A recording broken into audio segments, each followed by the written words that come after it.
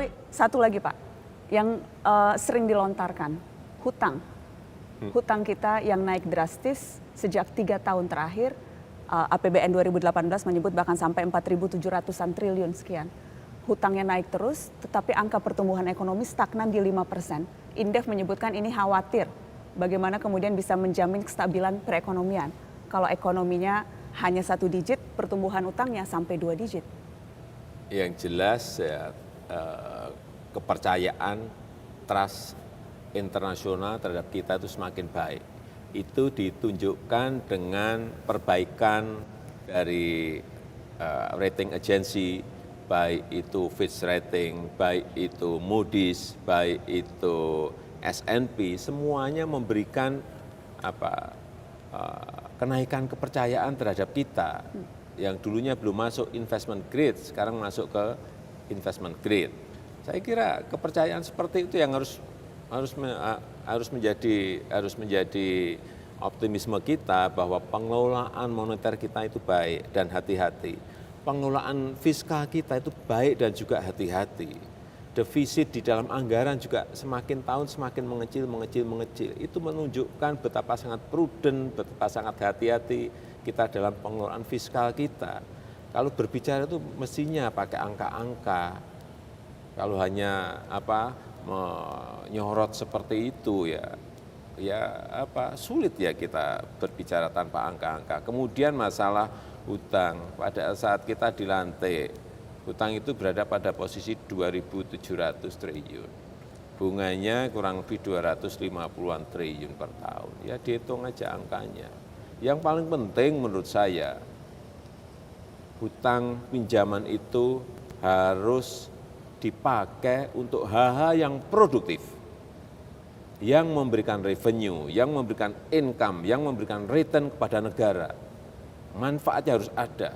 Jangan pinjaman itu dipakai untuk hal-hal yang konsumtif, misalnya subsidi BBM itu yang tidak boleh. Menteri Keuangan Sri Mulyani menyebut pihak-pihak yang mempermasalahkan utang berlebihan atau bahasa anak sekarang lebay. Apakah Presiden Jokowi juga merasa kritikan-kritikan itu sama sekali tidak ada yang mendasar, hanya berlebihan? Ya kalau gini, kalau orang berbicara dengan angka-angka, orang berbicara dengan basis data yang jelas itu bagus.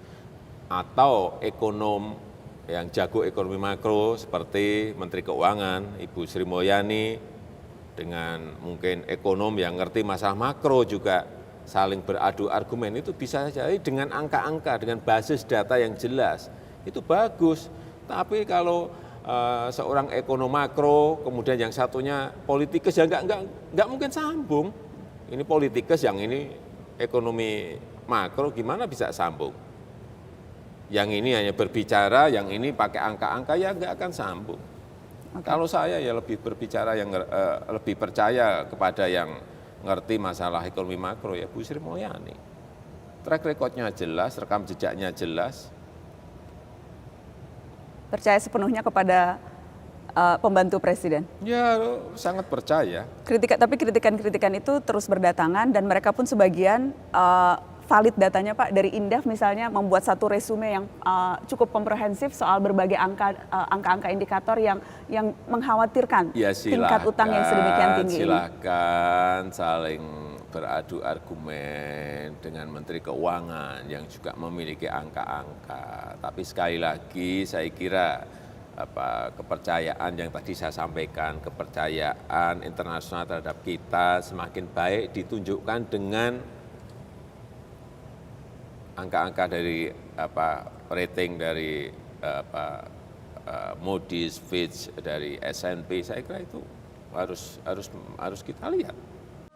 Soal kasus Novel Baswedan, Pak Jokowi, sudah 1 tahun, Pak Jokowi. Apakah Bapak Presiden juga masih akan menunggu sementara hasilnya belum jelas? Saya tanyakan kepada Polri bahwa mereka masih sanggup untuk menyelesaikan masalah ini. Masa semua kasus saya ambil alih, semua hal saya ambil alih, kan tidak seperti itu.